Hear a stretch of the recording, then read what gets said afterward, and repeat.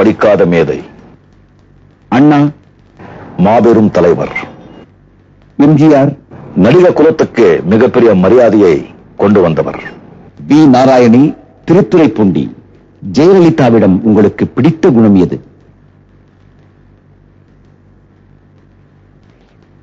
உங்களுடைய தன்னம்பிக்கை. சரவணன், திருச்சி. அரியாசனத்தில் அமர்ந்து ரசிப்பது, ஆண்டியாய் உலகை சுற்றுவது, இதில் அதிக இன்பம்? நான் ஒண்ணுதான் பார்த்திருக்கேன், இன்னொன்னு பார்க்கல. ஒருவேளை அதுவும் பார்த்தா அதுக்கப்புறம் எதுல இன்பம் சொல்றேன். என்ன இது சமாதானம் பேச வந்து அடிக்கிறீங்களா? என்ன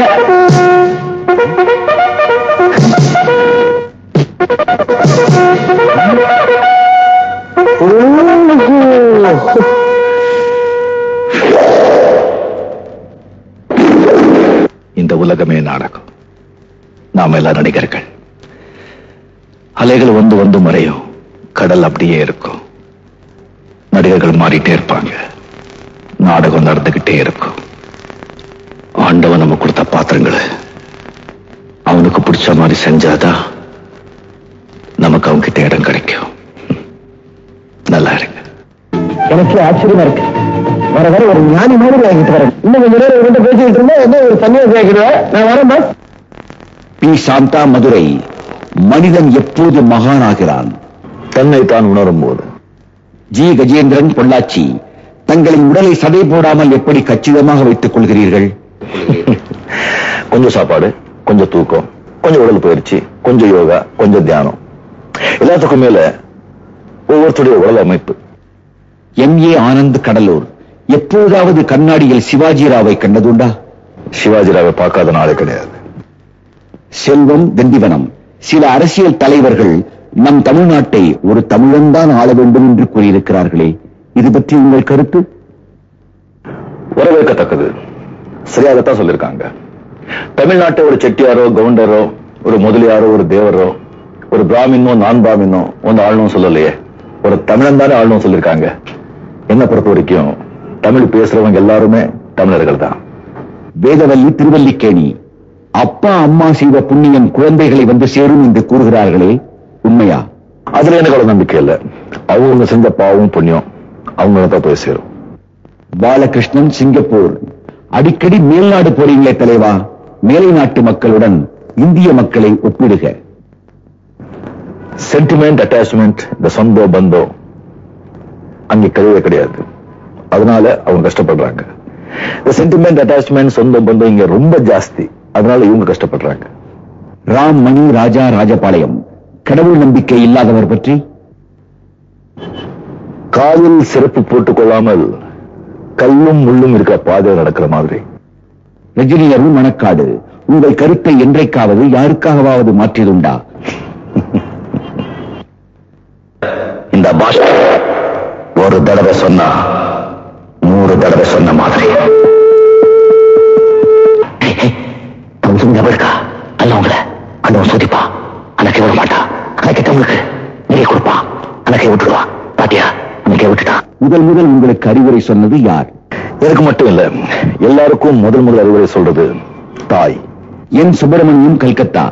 நீங்கள் அடிக்கடி இமயமலைக்கு எதை நாடி செல்கிறீர்கள்? என்னை நான் நாடி செல்கிறேன். இமயமலையாகாமல் எனது உயிர் போகாது. சூரியன் தூங்கலாம், எனது விழி தூங்காது. ஆர் கவுஸ், நாகூர். ரசிகர்களை மதிக்கும் நீங்கள் உங்கள் பிறந்த நாளில் அவர்களை சந்திக்க மறுப்பது ஏன்? பாருங்க, வெளியூர்ல இருந்து என்ன வந்து பார்க்கணும், சிரமதாசம் வந்து பார்க்கணும்னா ஒவ்வொரு ஆள் சராசரி 400 ரூபாய் செலவு பண்ணிட்டு வருவாங்க. சோ ஒரு ஆளுக்கு 400 ரூபாய் சொன்னா 25,000 பேருக்கு 1 கோடி, 50,000 பேருக்கு 2 கோடி. சோ இவ்வளவு பணம் வேஸ்ட். ரெண்டாவது, அவங்க வரும்போது பஸ், லாரி, வேன்ல வரும்போது நிறைய ஆக்சிடென்ட் நடந்திருக்கு. அங்க நிறைய பேர் இறந்திருக்காங்க, நிறைய பேருக்கு அடியெல்லப்பட்டிருக்கு. மூணாவது, பொதுமக்களுக்கு வந்து நிறைய இடைஞ்சல் வருது. இதெல்லாம் தடுக்கிறதுக்கு தான் நான் வந்து பிறந்த நாள் அன்னைக்கு நான் யாரையும் சந்திக்கிறது இல்லை.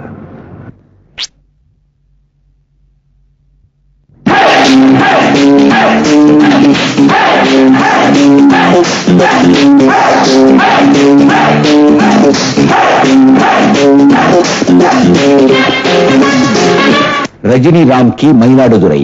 தியானத்தின் போது மனம் அலைபாய்கிறதே, அதை எப்படி கட்டுப்படுத்துவது? இந்த கேள்வி நிறைய பேர் என்கிட்ட கேட்டிருக்காங்க. என்ன பெரிய யோகி சாமி நினைச்சிட்டாங்க. அது வந்து எனக்கு தெரிஞ்சது சில பேர் அதை ட்ரை பண்றாங்க, அதை கட்டுப்படுத்த முடியாது. அதுக்கப்புறம் ஐயோ முடியல வச்சுட்டு ஒரு இன்ஃபேக்டி காம்ப்ளெக்ஸ் வந்துடுறது.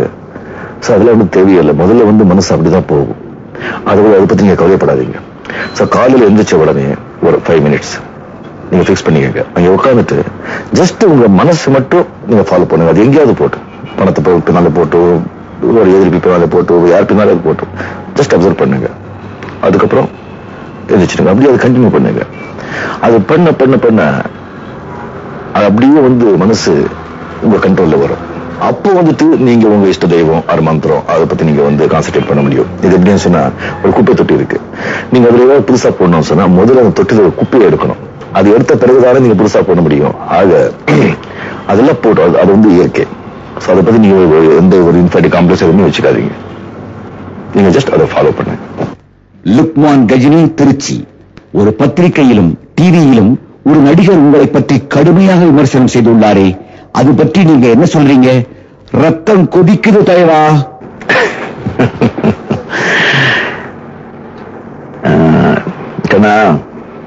இது ஜனநாயக நாடு. அவங்க கருத்து சொல்ல எல்லாருக்கும் பேச்சுரிமை இருக்கு. நான் விமர்சனங்களை வரவேற்கிறேன்.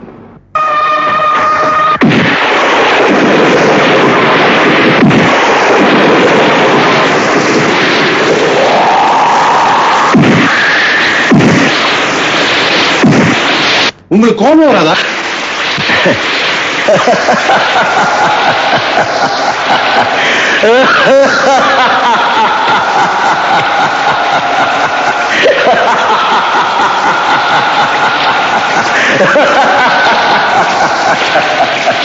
மூர்த்தி, சமயபுரம். பாம்பு என்றால் படையும் நடுங்கும்.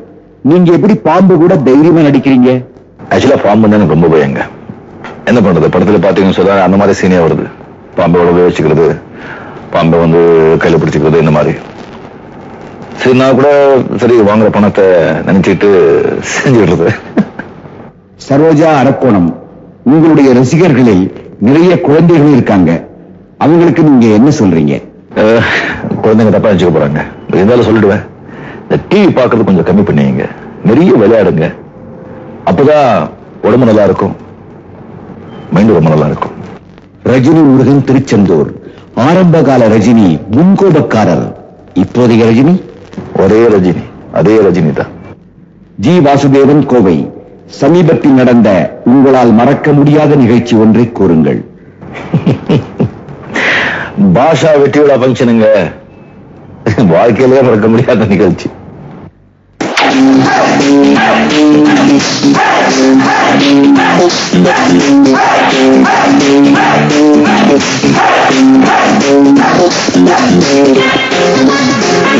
மொட்டை கடிதம். உன் பிறந்த நாளன்று மிகவும் அதிக பவர் உள்ள வெடிகுண்டு வைத்து உன்னை கொல்லப் போகிறேன். சின்ன பயலான உன்னை கொல்ல எனக்கே மனசு கஷ்டமாக இருந்தாலும் உன் தொல்லை தாங்க முடியவில்லை. உங்க மனசாட்சியை கேட்டு பாருங்க, நீங்க கும்பிடுற ஆண்டவனை கேட்டு பாருங்க. 2 பேரும் சரியான்னு சொன்னா கோ ஹெட். என்னைக்கு ஒரு நாள் போக வேண்டியதானே, கொஞ்சம் சீக்கிரம் போயிடலாம்.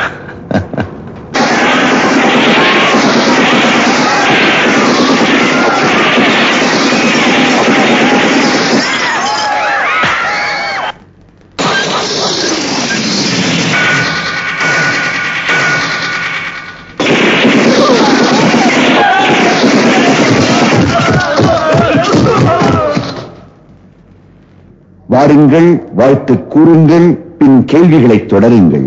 திரு ரஜினிகாந்த் வாழ்க பல்லாண்டு, வளர்க பல்லாண்டு, ஒளிர்க பல்லாண்டு. அவருக்கு சிறந்தது ஒரு வாழ்க்கையும் நல்ல ஒரு எதிர்காலமும், இன்னும் மேன்மேலும் ஆயுர் விருத்தியும், தன விருத்தியும், ஜனபலம், தனபலம், மனோபலம், சரீரபலம், ஆத்மபலம் எல்லாம் கொடுத்து சர்வேஸ்வரனாக இருக்கக்கூடிய ராகவேந்திர சுவாமியாக அவருடைய குருநாதர், அவருடைய இஷ்ட தேவதையாக பகவான் கிருஷ்ணன் போன்றவர்கள் எல்லாம் அனுகிரகம் பண்ண வேண்டும் என்று நிறைய நாம் எல்லாம் சேர்ந்து சுவாமியை பிரார்த்தித்துக் கொள்வோம். இன்று தன் பிறந்த நாளை கொண்டாடும் அன்பு நண்பர் ரஜினிகாந்த் அவர்களுக்கு என் உளமார்ந்த பிறந்த நாள் வாழ்த்துக்கள். ஆண்டவர் தாமே அவருக்கு நீடித்த ஆயுளையும் தீர்க்காயுசையும் அருளிச் செய்வாராக.